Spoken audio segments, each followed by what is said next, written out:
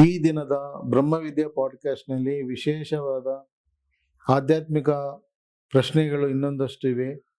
ನಮ್ಮ ಜೊತೆ ಗುರೂಜಿಯವರು ಇದ್ದಾರೆ. ಈ ಜ್ಞಾನ ಎಂದರೆ ಸಮುದ್ರ ಎಂದು ಕೇಳಿಪಟ್ಟಿದ್ದೇವೆ. ಈ ಸಮುದ್ರದಲ್ಲಿ ವಿಶೇಷವಾದ ಜ್ಞಾನ ಯಾವುದೆಂದು ತಿಳಿಸಿಕೊಡ್ತೀರಾ? ಜ್ಞಾನ ಎಂದರೆ ನಾವು ಯಾರು, ಈ ಸೃಷ್ಟಿ ಅಂದ್ರೆ ಏನು, ಇದೆಲ್ಲ ಏನಕ್ಕೆ ನಡೀತಾ ಇದೆ, ಮತ್ತೆ ನಾವು ಮರಣವನ್ನು ಹೊಂದಿದ ಮೇಲೆ ಬಾಯಿ ಪಡ್ಕೊಂತೀವಿ. ಇದು ಎಲ್ಲ ಏನ್ ನಡೀತಾ ಇದೆ, ಈ ಪ್ರಕೃತಿ ಅಂದ್ರೆ ಏನು, ಇದೆಲ್ಲ ಏನಾಗ್ತಾ ಇದೆ, ನಮ್ಗೆ ಈ ಬಂಧನ ಅಂದ್ರೆ ಏನು, ಮುಕ್ತಿ ಅನ್ನೋದು ಒಂದಿದೆಯಾ, ಬಂಧನ ಅನ್ನೋದು ಒಂದಿದೆಯಾ? ನಿಜಕ್ಕೂ ಹೇಳ್ಬೇಕಾದ್ರೆ ಈ ಬಂಧನ ಅನ್ನೋದು ಮುಕ್ತಿ ಅನ್ನೋದು ಯಾವುದು ಇಲ್ವೇ ಇಲ್ಲ. ನಮ್ಮ ಮಹರ್ಷಿಗಳು ನಗ್ತಾರೆ ಇದ್ರ ಬಗ್ಗೆ ಚರ್ಚೆ ಮಾಡ್ತಾ. ಯಾಕಂದ್ರೆ ನೀನು ಬಂಧನದಲ್ಲಿ ಇದೀಯಾ ಅಂದ್ಕೊಂಡಿದ್ಯಾ, ಹಾಗಾಗಿ ನಿನ್ಗೆ ಮುಕ್ತಿ ಬೇಕು. ನೀನು ಬಂಧಿಸಿರೋರಾದ್ರೂ ಯಾರು? ಬಂಧನಲ್ಲಿ ಇದೆಯಾ ಅಂತ ಅನ್ಕೊಂಡಿದ್ಯಾ, ಅದಕ್ಕೆ ಮುಕ್ತಿ ಬೇಕು ಅಂತ ಇದೆಯಾ? ಸಾವು ಅನ್ನೋದಿದೆಯಾ ನಿಜವಾಗ್ಲು? ಹುಟ್ಟು ಅನ್ನೋದಿದೆಯಾ? ಇದೆಲ್ಲ ಜ್ಞಾನಕ್ಕೆ ಸಂಬಂಧಪಟ್ಟಿರೋದು. ಇದೆಲ್ಲ ಅಷ್ಟು ಸುಲಭವಾಗಿ ಅರ್ಥ ಆಗುವಂಥದ್ದಲ್ಲ. ನೀನು ಸತ್ತಿದ್ದೀನಿ ಅನ್ಕೊಂಡಿದ್ಯಾ, ಹಾಗಾಗಿ ಮತ್ತೆ ಹುಟ್ಬೇಕಾಗತ್ತೆ. ಅಥವಾ ನಾನು ಬದುಕಿದ್ದೀನಿ ಅನ್ಕೊಂಡಿದ್ಯಾ, ಹಾಗಾಗಿ ಮತ್ತೆ ಸಾಯ್ಬೇಕಾಗತ್ತೆ. ನೀನು ಬಂಧನದಲ್ಲಿ ಇದ್ದೀಯಾ, ಹಾಗಾಗಿ ಮುಕ್ತಿ ಬೇಕು ನಿನ್ಗೆ. ನೀನು ಬಂಧಿಸಿರೋರಾದ್ರೂ ಯಾರು? ಯಾರಾದ್ರೂ ಇನ್ನೊಬ್ರು ಇದ್ದಾರ ಬಂಧಿಸೋದಿಕ್ ನಿನ್ನ? ನೀನು ವಿಷಯಗಳಿಗೆ ಬಂದಿ ಆಗಿಲ್ಲ, ನಿನ್ನ ಮನಸ್ಸಿಗೆ ಬಂದಿ ಆಗಿದೀಯ ನೀನು. ನಿನ್ ಮನಸ್ಸಲ್ಲಿ ಬಂಧನ ಇದೆ ಅನ್ಕೊಂಡಾಗ ಬಂಧನಕ್ಕೆ ಒಳಗಾಗ್ತೀಯ ನೀನು. ಇದಕ್ಕೂ ನನಗೂ ಏನು ಸಂಬಂಧ ಇಲ್ಲದ ಅಂತಂದ್ರೆ ನೀನು ಆ ಬಂಧನಕ್ಕೆ ಒಳಗಾಗೋದಿಲ್ಲ. ಹಾಗಾಗಿ ನೀನ್ ಯಾರು ಬಂಧಿಸಿಲ್ಲ, ನೀನಾಗ ಅನ್ಕೊಂಡಿದ್ಯಾ ಅಷ್ಟೇ. ಹುಟ್ಟು ಸಾವು ಅನ್ನೋದು ಯಾವುದು ಇಲ್ಲ, ನೀನಾಗ ಅನ್ಕೊಂಡಿದ್ಯಾ ಅಷ್ಟೇ. ನೀನು ಮತ್ತೆ ಸತ್ತರೆ ಮತ್ತೆ ಹುಟ್ಲೇಬೇಕು. ಈಗ ನೀನ್ ಜೀವಂತವಾಗಿದ್ದೀಯಾ, ಮತ್ತೆ ಸಾಯ್ತೀಯ. ಸಾಯ್ದೇ ಇರೋನ್ ಮರಣ ಎಲ್ಲಿದೆ? ಅದೇ ಯೋಗಿಗಳು ಹೇಳಿದ್ದು. ಅವನು ಹೋಗಿದ್ದಾನಂದ್ರೆ ಮತ್ತೆ ಬರ್ತಾನೆ, ಅವನು ಹೋಗ್ಲೇ ಇಲ್ಲ ಅಂತಂದ್ರೆ ಮತ್ತೆ ಎಲ್ಲಿಂದ ಬರ್ತಾನೆ? ಅದೇ ಗತಾಗತಂ ಅಂತಂದ್ರು. ಪ್ರಾಣವನ್ನ ಗತಾಗತ ಮಾಡ್ಬೇಕು, ಪ್ರಾಣವನ್ನ ಬಿಡೋದಲ್ಲ. ಅದಕ್ಕೆ ಯೋಗ ಸಾಧನೆ ಮಾಡಬೇಕು. ನಾವು ಯೋಗದ ಬಗ್ಗೆ ನಮಗೆ ಅವಗಾಹನ ಇರಬೇಕು, ಮತ್ತೆ ನಮಗೆ ಅದ್ರ ಬಗ್ಗೆ ಅರಿವಿರ್ಬೇಕು. ಏನಕ್ಕೆ ಅಂತಂದ್ರೆ ಪ್ರಾಣ ಹೋಯ್ತು ಅಂದ್ರೆ ಮತ್ತೆ ಬರುತ್ತೆ ಅದು. ಮತ್ತೆ ಪುನರಪಿ ಜನನಂ ಪುನರಪಿ ಮರಣಂ, ಮತ್ತೆ ಮತ್ತೆ ಹುಟ್ಟುತ್ತಾ ಸಾಯುತ್ತಾ ಕರ್ಮಗಳಲ್ಲಿ, ಈ ಬಂಧನಗಳಲ್ಲಿ ಬಿದ್ದು ಒದ್ದಾಡುತ್ತೆ. ಮತ್ತೆ ಮೋಕ್ಷ ಬೇಕು ಅಂತ ಬಾಯಿ ಪಡ್ಕೊಳತ್ತೆ. ಅದಲ್ಲ, ಪ್ರಾಣವನ್ನ ಗತಾಗತ ಮಾಡ್ಬೇಕು. ಗತಾಗತ ಮಾಡ್ಬೇಕು ಅಂತಂದ್ರೆ ಯೋಗ ಸಾಧನೆಯ ಮುಖಾಂತರನೇ ಮಾಡ್ಬೇಕು. ಬೇರೆ ಆಪ್ಷನ್ ಅನ್ನೋದು ಇಲ್ವೇ ಇಲ್ಲ, ಬೇರೆ ದಾರಿ ಇಲ್ಲ. ದೇವತೆಗಳು ಕೂಡ ಮಾನವ ಜನ್ಮಕ್ಕೋಸ್ಕರ ಎಷ್ಟೋ ತಪಸ್ಸನ್ನ ಮಾಡ್ತಾರಂತೆ, ಕಾಯ್ತಾರಂತೆ ಅವರು. ನಮಗೆ ಈ ಜನ್ಮ ಬಂದಿರೋದು ಎಷ್ಟು ನಾವು ಅದೃಷ್ಟವಂತರು, ಎಷ್ಟು ಪುಣ್ಯವಂತರು ಅನ್ನೋದು ಅರ್ಥ ಮಾಡ್ಕೋಬೇಕು. ಅದು ಬಿಟ್ಟು ನಾವು ಯಾವಾಗ್ಲೂ ಬಾಹ್ಯ ವಿಷಯಗಳಿಗೆ ಬಡದಾಡ್ಕೊಂಡು ಬಾಹ್ಯ ವಿಷಯಗಳಲ್ಲಿ ಬಿದ್ದು ಒದ್ದಾಡೋದಲ್ಲ. ದೇವತೆಗಳು ಸಹ ಈ ಮಾನವನ ದೇಹ ಬೇಕು ಅಂತೇಳಿ ಅವರು ಎಷ್ಟೋ ಜ್ಯೋತಿರ್ವರ್ಷಗಳು ಕಾಯ್ತಾರಂತೆ, ತಪಸ್ ಮಾಡ್ತಾರಂತೆ. ಯಾಕಂದ್ರೆ ಮಾನವನ ದೇಹದಿಂದನೇ ಒಂದು ಅವ್ರಿಗೆ ಮೋಕ್ಷ ಅನ್ನೋದು ಲಭಿಸೋದು, ಬೇರೆ ದೇಹಗಳಿಂದ ಸಿಗೋದಿಲ್ಲ ಅವ್ರಿಗೆ. ಸೂಕ್ಷ್ಮ ಶರೀರ ಆಗಿರ್ಬೋದು, ಅಥವಾ ಯಾತನೆ ಶರೀರ ಆಗಿರ್ಬೋದು, ಯಾವುದೇ ಆಗಿದ್ರು ಕೂಡ ಮಾನವನ ದೇಹ, ಈ ಫಿಸಿಕಲ್ ಬಾಡಿಯಿಂದಾನೇ ನಾವು ಯೋಗ ಸಾಧನೆ ಮಾಡಬೇಕು. ಯೋಗ ಸಾಧನೆ ಮುಖಾಂತರನೇ ನಾವು ಪ್ರಾಣವನ್ನ ಗತಾಗತ ಮಾಡಬೇಕು. ಆ ಪ್ರಾಣವನ್ನ ಗತಾಗತ ಮಾಡಿದ್ರೆ ಮುಗೀತು. ಮತ್ತೆ ಹುಟ್ಟು ಇಲ್ಲ, ಸಾವು ಇಲ್ಲ, ಬಂಧನ ಇಲ್ಲ, ಮೋಕ್ಷನೂ ಇಲ್ಲ. ನಿಜ ಕೇಳ್ಬೇಕಾದ್ರೆ ಯಾವುದು ಇಲ್ವೇ ಇಲ್ಲ. ನಾವು ಅದನ್ನ ಕ್ರಿಯೇಟ್ ಮಾಡ್ಕೊಂಡಿದೀವಿ ಅಷ್ಟೇ. ನಾವು ಬಂದು ಇಲ್ಲಿ ಇಲ್ಲದೆ ಇರೋಂತಹ ಕರ್ಮಗಳನ್ನ ಸೃಷ್ಟಿ ಮಾಡ್ತಿದ್ವಿ. ನಮ್ಗೆ ಬೇಕಾ ಬೇಕು, ಬೇಡವಾ ಬೇಡ ಅಷ್ಟೇ. ನಿಜವಾಗ್ಲೂ ನೀನ್ ಯಾರು ಅಂತಂದ್ರೆ ನನ್ನ ಹೆಸರಿದು, ನನ್ನ ಊರಿದು, ನಾನು ಈ ತರ ವಂಶದಿಂದ ಬಂದಿದ್ದೀನಿ, ಈ ತರ ನಾನು ಜಾತಿಯಿಂದ ಬಂದಿದ್ದೀನಿ ಅಂತ ಹೇಳ್ತೀಯಾ? ನಿಜವಾಗ್ಲೂ ನಿನ್ ಅಡ್ರೆಸ್ ನಿನ್ಗೆ ಗೊತ್ತಿದ್ಯಾ? ನೀನ್ ಎಲ್ಲಿಂದ ಬಂದಿದೀಯ ಅಂತ, ನೀನ್ ಏನ್ ಮಾಡ್ತಾ ಇದ್ದಿ ಅಂತ ಗೊತ್ತಾ? ನೀನ್ ಎಲ್ಲಿಗೆ ಹೋಗ್ತೀಯ ಅನ್ನೋದು ಗೊತ್ತಾ? ರಮಣ ಮಹರ್ಷಿಗಳ ಸಿದ್ಧಾಂತ ಕೂಡ ಇದೆ ಅಲ್ವಾ? ನೀನು ಯಾರು ಅಂತೇಳಿ ಪ್ರಶ್ನೆ ಹಾಕಿಕೋ, ಅದಕ್ಕೆ ಉತ್ತರವನ್ನ ಹುಡುಕು. ಮತ್ತೆ ಯೋಗಿ ಕೃಷ್ಣಮೂರ್ತಿ ಅನ್ನೋರು ಇದ್ದಾರೆ, ಅವರು ಸೆಲ್ಫ್ ರಿಯಲೈಸೇಷನ್ ಅಂತ ಹೇಳ್ತಾರೆ. ನಮ್ಮ ಗುರುದೇವರು ಶಿವಾನಂದ ಪರಮಹಂಸರು ಕೂಡ ನಿನ್ನನ್ನು ನೀನು ಯಾರು ಅನ್ನೋದು ನೇರವಾಗಿ ಹೋಗಿ ತಿಳಿದುಕೋ, ನಿನ್ನ ಸ್ವರೂಪವೇನು ಅನ್ನೋದು ನೀನು ದರ್ಶನವನ್ನು ಮಾಡು ಅಂತ ಹೇಳ್ತಾರೆ.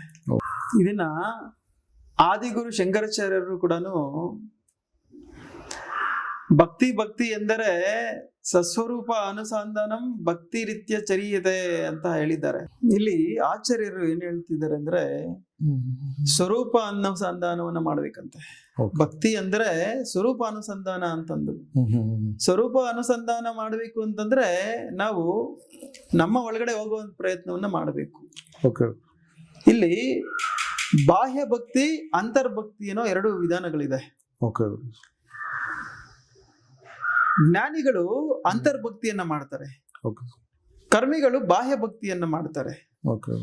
ಇಲ್ಲಿ ಬಾಹ್ಯ ಭಕ್ತಿಯನ್ನ ಮಾಡೋರಿಗೆ ಏನು ಗೊತ್ತಿಲ್ಲ ಅಂತ ಅರ್ಥ. ಅದು ಎಲಿಮೆಂಟ್ರಿ ಕೋರ್ಸ್ ಇದ್ದಂಗೆ, ಅದು ಇನ್ನ ಏನು ಅಪ್ಡೇಟೆಡ್ ಇಲ್ಲ. ಅದು ನಾವು ಒಳಗಡೆ ಹೋಗೋ ಪ್ರಯತ್ನವನ್ನ ಮಾಡಬೇಕು. ಬಾಹ್ಯದಿಂದ ನಾವು ಒಳಗಡೆ ಹೋಗೋ ಪ್ರಯತ್ನವನ್ನ ಮಾಡಬೇಕು. ಆವಾಗ ನಮ್ಗೆ ಆ ಸತ್ಯ ಏನು ಅನ್ನೋದು ಅರ್ಥ ಆಗುತ್ತೆ, ಆ ಅನುಭವಕ್ಕೆ ಬರುತ್ತೆ. ಇದನ್ನ ನಾವು ಸರಿಯಾದ ಗುರುಗಳನ್ನ ಅನುಸರಿಸಿ ನಾವು ಒಳಗಡೆಗೆ ಹೋಗೋ ಪ್ರಯತ್ನವನ್ನ ಮಾಡಬೇಕು. ಆವಾಗ ಸ್ವರೂಪ ಅನುಸಂಧಾನ ಅನ್ನೋದು ಆಗುತ್ತೆ. ಬಾಹ್ಯದಲ್ಲಿ ನಮ್ಗೆ ಈ ಅನುಭವ ಆಗೋದಿಲ್ಲ. ಸ್ವರೂಪ ಅನುಸಂಧಾನ ಆಗ್ಬೇಕು ಅಂತಂದ್ರೆ ನಾವು ಒಳಗಡೆನೆ ಹೋಗ್ಬೇಕು. ಅದು ಯೋಗಾಭ್ಯಾಸದ ಮುಖಾಂತರನೇ ಹೋಗ್ಬೇಕು. ಇದನ್ನೇ ಸ್ವಾಮಿ ಗರ್ಭಗೀತೆಯಲ್ಲಿ ಏನ್ ಹೇಳಿದ್ದಾರೆ ಅಂತಂದ್ರೆ, ಹೋ ಅರ್ಜುನ, ಆಚಾರ್ಯ ಕಿರಿತೆ ಕೋಟಿ ದಾನಂಚ ಗಿರಿಕಾಂಚನಂ ಆತ್ಮತತ್ವ ವಿನರ್ನಾಸ್ತಿ ಮುಕ್ತಿರ್ನಾಸ್ತಿ ಗುರುರ್ ವಿನಃ ಅಂತೇಳಿ ಸ್ವಾಮಿ ಗರ್ಭಗೀತೆಯಲ್ಲಿ ಏನ್ ಹೇಳ್ತಿದ್ದಾರೆ ಅಂತಂದ್ರೆ, ಓ ಅರ್ಜುನ, ನೀನು ಕೋಟಿ ಆಚರಣೆಗಳನ್ನು ಮಾಡು. ನೀನು 1 ಕೋಟಿ ಗೋವುಗಳನ್ನ ದಾನ ಮಾಡು. ಹೈವ ಅಂತಂದ್ರೆ ಕುದುರೆಗಳಂತ ಅರ್ಥ.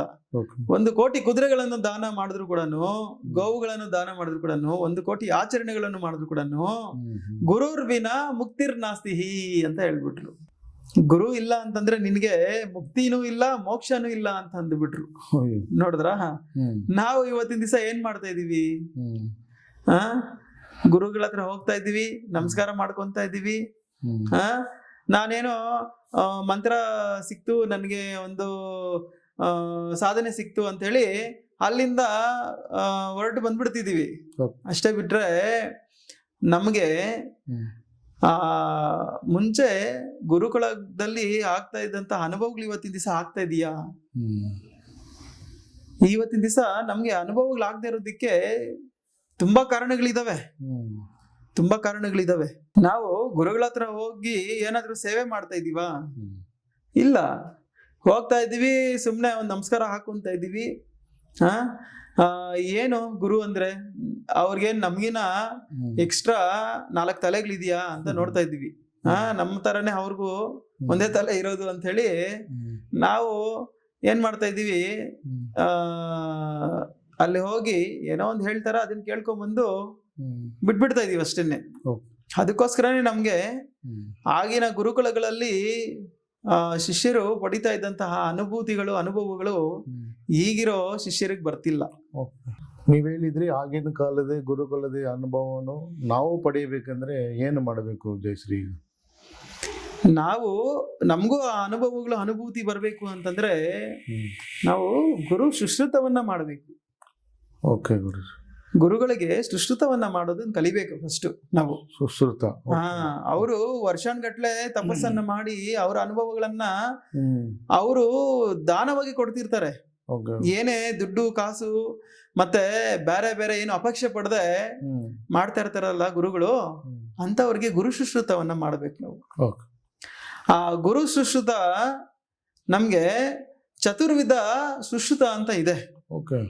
ಆ ಚತುರ್ವಿಧ ಸುಶ್ರುತಗಳನ್ನ ನಾವು ಮಾಡಿದಾಗ ಹ್ಮ್. ನಮಗೆ ಆ ಅನುಭವಗಳನ್ನು ಬರುತ್ತೆ. Okay. ಗುರುಗಳು ಅವರು ಒಂದಾದ ಮೇಲೆ ಒಂದು ಸ್ಟೆಪ್ ಬೈ ಸ್ಟೆಪ್ ನಮ್ಗೆ ಹ್ಮ್. ಗೈಡೆನ್ಸ್ ಕೊಡ್ತಾ ಹೋಗ್ತಾ ಇರ್ತಾರೆ. ಆ ಗೈಡೆನ್ಸ್ ಮುಖಾಂತರ ನಮ್ಗೆ ಅನುಭವಗಳನ್ನೋದು ಬರುತ್ತೆ. ಹ್ಮ್. ಈ ಲೋಪದೋಷಗಳಿದಾವೆ. ಹ್ಮ್. ಈ ಲೋಪದೋಷಗಳನ್ನ ಹ್ಮ್. ನಾವು ಸರಿ ಮಾಡಿಕೊಂಡ್ರೆ ಆವಾಗ ನಮ್ಗೆ ಅನುಭವ ಬರುತ್ತೆ. ಹ್ಮ್. ನಾವು ಆತ್ಮ ಸಾಕ್ಷಾತ್ಕಾರವನ್ನ ಪಡೀಬಹುದು. ಶ್ರೀಕೃಷ್ಣ ಪರಮಾತ್ಮರು ಕೂಡ ಇದನ್ನ ಅರ್ಜುನನಿಗೆ ತುಂಬಾ ಸೂಕ್ಷ್ಮವಾಗಿ ಹೇಳಿದ್ದಾರೆ ಈ ವಿಷಯಗಳನ್ನೆಲ್ಲ. ಹ್ಮ್. ಹ್ಮ್.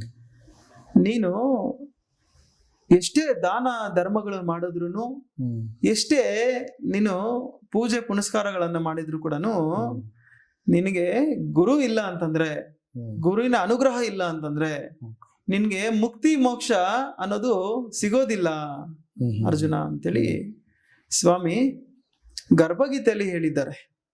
ಹ್ಮ್. ಮೊದಲನೇದು ಭಗವದ್ಗೀತೆ, Okay. ಈ ಎರಡನೇದು ಉತ್ತರ ಗೀತೆ, Okay.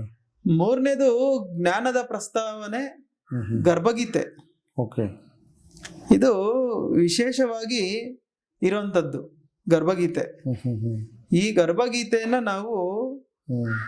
ತುಂಬಾ ಸೂಕ್ಷ್ಮತೆಯಿಂದ ಅರ್ಥಕೋಬೇಕು. ಹ್ಮ್. ಹ್ಮ್. ಈಗ ನಾವು ಏನ್ ಮಾಡ್ತಾ ಇದ್ದೀವಿ, ಹ್ಮ್. ಗುರುಗಳ ಹತ್ರ ಹೋಗ್ತೀವಿ, ಹ್ಮ್. ದೀಕ್ಷೆನ ತೆಗೆದುಕೊಂತೀವಿ, ಹ್ಮ್. ಒಂದಷ್ಟು ಏನೋ ಮಾಡ್ತೀವಿ, ತಿಳಿಯೋದು ಮಾಡಿ ಬಂದ್ಬಿಡ್ತೀವಿ. Okay. ಅಷ್ಟು ಮಾತ್ರಕ್ಕೆ ಜ್ಞಾನ ಸಿಗೋದಿಲ್ಲ, ಅಷ್ಟು ಮಾತ್ರಕ್ಕೆ ಮುಕ್ತಿ ಮೋಕ್ಷ ಸಿಗೋದಿಲ್ಲ, ಹ್ಮ್. ಅಷ್ಟು ಮಾತ್ರಕ್ಕೆ ಅವರಿಗೆ ಆತ್ಮ ಸಾಕ್ಷಾತ್ಕಾರ ಅನ್ನೋದು ಆಗೋದಿಲ್ಲ. ನಾವು ಗುರುಗಳಿಗೆ ಭಕ್ತಿಯಿಂದ ಗುರು ಸುಶ್ರುತವನ್ನ ಮಾಡಬೇಕು ನಾವು. Okay. ಶ್ರೀಕೃಷ್ಣ ಪರಮಾತ್ಮರು ಹ್ಮ್. ನಮಗೋಸ್ಕರ, ಸಮಾಜ ಶ್ರೇಯಸ್ಸಿಗೋಸ್ಕರ 12 ವರ್ಷ, 1 ವರ್ಷ ಅಲ್ಲ 2 ವರ್ಷ ಅಲ್ಲ 12 ವರ್ಷ ಗುರು ಸುಶ್ರುತವನ್ನ ಮಾಡಿದ್ರು. Okay. ಸಾಂದೀಪಿನಿ ಮಹರ್ಷಿಗಳ ಹ್ಮ್. ಆಶ್ರಮದಲ್ಲಿ Okay. 12 ವರ್ಷ ಗುರು ಸುಶ್ರುತವನ್ನ ಮಾಡಿದ್ರು. ಅವರು Okay. ಏನ್ ಮಾಡಿದ್ರು, ಸಾಂದೀಪಿನಿ ಮಹರ್ಷಿ ಆಶ್ರಮದಲ್ಲಿ ಹ್ಮ್. ಅವರು ಗೋವುಗಳನ್ನ ಕಾಯುವುದು, ಹ್ಮ್. ಆಶ್ರಮಕ್ಕೆ ಬೇಕಾಗಿರುವಂತಹ ಕಟ್ಟಿಗೆಗಳನ್ನ ತರುವುದು ಹ್ಮ್. ಮುಂತಾದ ಸೇವೆಗಳನ್ನ ಎಲ್ಲವನ್ನು ಮಾಡಿದ್ರು. Okay. ಅವ್ರಿಗೆ ಮಾಡ್ಬೇಕಾಗಿರುವಂತದ್ದು ಏನಿದೆ, ಹ್ಮ್. ಸಾಕ್ಷಾತ್ ಶ್ರೀಹರಿಯರು, ಹೌದು. ವಿಷ್ಣು, ಸಾಕ್ಷಾತ್ ವಿಷ್ಣು Okay. ಅಂತವ್ರಿಗೆ ಹೋಗಿ ಮಾಡುವಂಥದ್ದು ಏನೂ ಇಲ್ಲ. Okay. ಅವರು ನಮಗೋಸ್ಕರ, ಹ್ಮ್. ಈ ಸಮಾಜಕ್ಕೋಸ್ಕರ, ಹ್ಮ್. ಸಮಾಜ ಉನ್ನತಿ ಸ್ಥಾನಕ್ಕೆ ಹೋಗೋದಕ್ಕೋಸ್ಕರ ಅವರು ಹ್ಮ್. ನಾನು ಮಾಡಿದ್ರೆ ಹ್ಮ್. ಇತರರು ಕೂಡ ಅದನ್ನ ನೋಡಿ ಮಾಡ್ತಾರೆ ಅಂತೇಳಿ ಹ್ಮ್. ಅವರು ನಮ್ಗೆ ತೋರ್ಸೋದಕ್ಕೋಸ್ಕರ ಅವೆಲ್ಲ ಮಾಡಿದ್ರು. Okay. ಅವ್ರಿಗೆ ಏನ್ ಬೇಕಾಗಿತ್ತು, ಹ್ಮ್. ಅವ್ರಿಗೆ ಅವಶ್ಯಕತೆ ಇಲ್ಲ. ಸಾಕ್ಷಾತ್ ಶ್ರೀಹರಿ ಹ್ಮ್. ಅವರು ಹೋಗಿ ಗುರುಗಳೆಲ್ಲಿದ್ದಾರೆ, ಹ್ಮ್. ಅವರು ಸೇವೆ ಅನ್ನೋದು ಇದೆಯಾ? ಇಲ್ಲವೇ ಇಲ್ಲ. ಆದ್ರೆ ಈ ನಮ್ಮ ಶ್ರೇಯಸ್ಸಿಗೋಸ್ಕರ ಅವರು ಹ್ಮ್. 12 ವರ್ಷ ಗುರು ಸುಶ್ರುತವನ್ನ ಮಾಡಿದ್ರು. ಹ್ಮ್. ಸಾಂದೀಪಿನಿ ಮಹರ್ಷಿ ಆಶ್ರಮಕ್ಕೆ ಸೇವೆಯನ್ನ ಮಾಡಿದ್ರು. ಹ್ಮ್. ಮಾಡಿ ಈ ರೀತಿ ಮಾಡಿದ್ರೆ ಮುಂದಿನ ಪೀಳಿಗೆಗಳು ಕೂಡ, ಸಮಾಜ ಕೂಡ ಅದನ್ನ ಫಾಲೋ ಮಾಡುತ್ತೆ ಅಂತ ಹೇಳಿ ಹ್ಮ್. ಅವರು ತೋರಿಸ್ಕೊಟ್ರು. Okay. ತೋರಿಸ್ಕೊಟ್ಟು ಅವರು ನಮ್ಗೆ ಈ ದಾರಿಯಲ್ಲಿ ಹೋಗ್ಬೇಕು ಅಂತ ಹ್ಮ್. ಅವರು ಈ ಬೇರೆ ಬೇರೆ ಉಪಮಾನಗಳಲ್ಲಿ ಹ್ಮ್. ಮತ್ತೆ ದೃಷ್ಟಾಂತದ ಮುಖಾಂತರ ತಿಳಿಸ್ಕೊಟ್ಟಿದ್ದಾರೆ. Okay. ಅವರು ಹ್ಮ್. ಇದನ್ನ ಮಾಡೋಂಥದ್ದೇನಿದೆ, ಹ್ಮ್. 12 ವರ್ಷ ಹ್ಮ್. ಅವರು ಸಾಂದೀಪಿನಿ ಮಹರ್ಷಿ ಆಶ್ರಮದಲ್ಲಿ Okay. ನಮಗೋಸ್ಕರ, ನಮಗೆ ತೋರಿಸೋದಕ್ಕೋಸ್ಕರ ಅವರು ಗುರು ಸುಶ್ರುತವನ್ನು ಮಾಡಿದ್ರು. ಅಂದರೆ ಎಷ್ಟು ಮಹತ್ವವನ್ನು ಕೊಟ್ಟಿದ್ದಾರೆ ಅವರು. ಅವರು ಅನುಭವಿಸಿ ಅನುಭವವನ್ನು ಭಗವದ್ಗೀತೆಯಲ್ಲೂ ಸಾಕಷ್ಟು ಶ್ಲೋಕಗಳ ಮುಖಾಂತರ ಹೇಳಿದ್ದಾರೆ ಸ್ವಾಮಿ. ಓಕೆ. ನಮಗೆ ಆದರೂ ಕೂಡ ಇವತ್ತಿನ ದಿವಸ ಅರ್ಥ ಆಗ್ತಾ ಇಲ್ಲ ಅದು. ಯಾಕೆ ಅಂತಂದರೆ ನಾವು ಇವತ್ತಿನ ದಿವಸ ಎಲ್ಲ ವ್ಯಾವಹಾರಿಕವಾಗೇ ನಿರ್ಧರಿಸ್ತಾ ಇದ್ದೀವಿ ಬಿಟ್ಟರೆ ನಮಗೆ ಆ ಜ್ಞಾನ ಅನ್ನೋದ್ರ ಕಡೆ ಹೋಗೋ ಪ್ರಯತ್ನ ಮಾಡ್ತಾ ಇಲ್ಲ. ಪ್ರತಿಯೊಂದು ಗಿವ್ ಆ್ಯಂಡ್ ಟೇಕ್ ಪಾಲಿಸಿ ಇಟ್ಕೊಂಡಿದ್ದೀವಿ ಅಷ್ಟೇ. ಯಾರೂ ಇದು ನನ್ನ ಜನ್ಮ, ಈ ಜನ್ಮದಲ್ಲಿ ನನ್ನ ಕರ್ತವ್ಯ ಇದು, ನಾನು ಇದನ್ನು ಮಾಡಬೇಕು, ಇದನ್ನು ಮಾಡಬಾರ್ದು, ಇದಕ್ಕೆ ಮಾಡಬೇಕಂತಂದರೆ ನನಗೆ ಯಾರ್ಯಾರು ಬೇಕು, ಯಾರ್ಯಾರ ಹತ್ರ ನಾನು ಹೋಗಬೇಕು, ಏನೇನು ಮಾಡಬೇಕು ಅನ್ನೋ ಯೋಚನೆ ಅನ್ನೋದಿಲ್ಲ. ಬ್ಲೈಂಡಾಗಿ ಹೋಗ್ತಾ ಇದ್ದೀವಿ ಅಷ್ಟೇ. ಅವನು ಯಾರೋ ಮಾಡ್ತಾ ಇದ್ದಾನೆ, ಪಕ್ಕದಲ್ಲಿರೋನು ನಾನು ಅದನ್ನು ಮಾಡಬೇಕು, ಅವನು ಮುಂದೆ ಇರೋನು ಏನೋ ಮಾಡ್ತಾಯಿದ್ದ ಅದನ್ನು ನಾನು ಮಾಡಬೇಕು ಅಂತ ಅಂದ್ಕೊಳ್ತಾ ಇದ್ದೀವಿ ಬಿಟ್ಟರೆ ಈ ಜನ್ಮ ಏನಕ್ಕೆ ಬಂತು, ನಾನು ಏನು ಮಾಡಬೇಕು, ನಾನು ಏನು ಮಾಡಬಾರ್ದು, ಅದನ್ನು ತಿಳ್ಕೊಬೇಕಂದ್ರೆ ನಾನು ಎಲ್ಲಿ ಹೋಗಬೇಕು, ನಾನು ಎಲ್ಲಿ ತಿಳ್ಕೊಬೇಕು ಅನ್ನೋ ಪ್ರಯತ್ನಗಳು ಮಾಡ್ತಿಲ್ಲ ಇವತ್ತಿನ ದಿವಸ. ಮತ್ತು ಒಂದಷ್ಟು ಜನ ಸಮಾಜದಲ್ಲಿ ತಪ್ಪು ದಾರಿಯನ್ನು ತೋರಿಸೋವಂಥವ್ರು, ಕನ್ಫ್ಯೂಷನ್ ಮಾಡೋವಂಥವ್ರು, ಜನಸಾಮಾನ್ಯರನ್ನು ಕನ್ಫ್ಯೂಸ್ ಮಾಡೋವಂಥ ಪ್ರಯತ್ನಗಳು ಮಾಡ್ತಾ ಇದ್ದಾರೆ. ಮತ್ತು ಅಷ್ಟು ಜನ ಸ್ವಾರ್ಥಕ್ಕೋಸ್ಕರ ಹೆಸರು ಮಾಡ್ಕೊಳೋದಕ್ಕೆ, ಒಂದಷ್ಟು ದುಡ್ಡು ಮಾಡ್ಕೊಳೋದಕ್ಕೆ, ಬೇರೆ ಬೇರೆ ಇದಕ್ಕೆ ಜನಸಾಮಾನ್ಯರನ್ನು ತಪ್ಪು ದಾರಿ ಹಿಡಿಸ್ತಿದ್ದಾರೆ. ಹಾಗಾಗಿ ಒಂದಷ್ಟು ಪ್ರಯತ್ನಗಳಾಗಬೇಕು. ವ್ಯವಸಾಯ ಅನ್ನೋದು ಮಾಡಬೇಕು. ವ್ಯವಸಾಯ ಅಂದರೆ ಎಲ್ಲವೂ ಅಂತ ಅರ್ಥ. ವ್ಯವಸಾಯವನ್ನು ಮಾಡಿ ನಾವು ಒಂದಷ್ಟು ಸ್ವಾಮಿಯ ಬಗ್ಗೆ ಹೇಳಿ, ಸ್ವಾಮಿಯ ತೋರಿಸಿರೋ ಮಾರ್ಗದ ಕಡೆಗೆ ಹೋದರೆ ಅದಕ್ಕಿನ್ನ ಶ್ರೇಷ್ಠವಾಗಿರೋಂಥದ್ದು ಇನ್ನೇನೂ ಇಲ್ಲ. ಪ್ರತಿಯೊಬ್ಬರೂ ಈ ವೇದಾಂತ ವಾಕ್ಯಗಳನ್ನು ಅವಲೋಚನೆ ಮಾಡಬೇಕು. ಯಾಕಂದರೆ ಸ್ವಾಮಿ ಅದನ್ನು ನಮಗೋಸ್ಕರ ಹೇಳಿರೋಂಥದ್ದು. ಮೊದಲನೇ ಪ್ರಸ್ತಾವನೆ ಭಗವದ್ಗೀತೆ, ಎರಡನೇದು ಉತ್ತರಗೀತೆ, ಮೂರನೇದು ಗರ್ಭಗೀತೆ. ಜ್ಞಾನದ ಬಗ್ಗೆ ಪ್ರಸ್ತಾವನೆ ಇದು. ಈ ಗರ್ಭಗೀತೆಯಲ್ಲಿ ಅನೇಕವಾಗಿರುವಂತಹ ವಿಷಯಗಳನ್ನು ಹೇಳಿದ್ದಾರೆ ಜ್ಞಾನದ ಬಗ್ಗೆ ಸ್ವಾಮಿ. ಅದನ್ನು ನಾವು ತಿಳ್ಕೊಳ್ಳೋ ಪ್ರಯತ್ನವನ್ನು ಮಾಡಬೇಕು. ಇದನ್ನು ಪ್ರತಿಯೊಬ್ಬ ಆಧ್ಯಾತ್ಮಿಕ ಮಿತ್ರರು ಮತ್ತು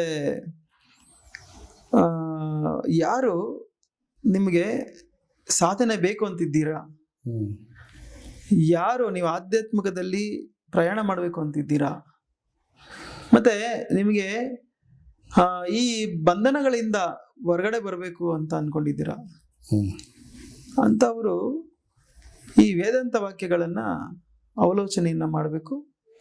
ಮಾಡಿ ಸರಿಯಾಗಿರುವಂತಹ ಆಧ್ಯಾತ್ಮಿಕ ಮಾರ್ಗದ ಕಡೆಗೆ ಹೋಗುವಂತಹ ಪ್ರಯತ್ನವನ್ನು ಮಾಡಬೇಕು.